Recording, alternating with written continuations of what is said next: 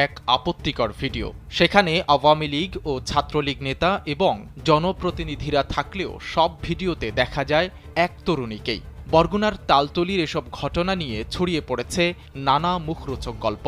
খোঁজ নিয়ে জানা যায়, স্থানীয় জনপ্রতিনিধি ও বিত্তশালীদের বেছে বেছে টার্গেট করছেন লামিয়া নামের এক তরুণী।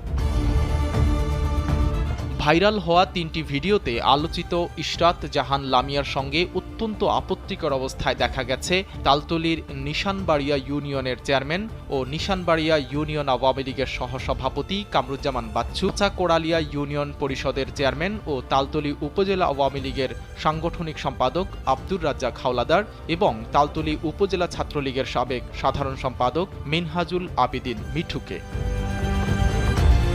এভাবে একের পর এক ভিডিও ফাঁস হতে থাকলে এর রহস্য অনুসন্ধানে নামে কালবেলা। জানা যায়, রাজনীতিবিদ, জনপ্রতিনিধি ও বিত্তশালীদের টার্গেট করে তাদের সঙ্গে সম্পর্ক গড়ে তোলেন লামিয়া। এরপর অল্প কয়েকদিনের ব্যবধানেই কৌশলে তাদের সঙ্গে যৌন সম্পর্ক গড়ে তোলে, সেগুলো ভিডিও করে রাখেন।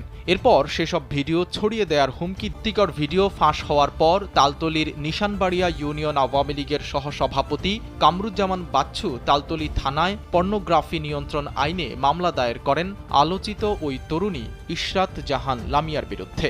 পরে পুলিশ লামিয়া এবং সবুজ নামে তার এক সহযোগীকে গ্রেফতার করতে সক্ষম হয়।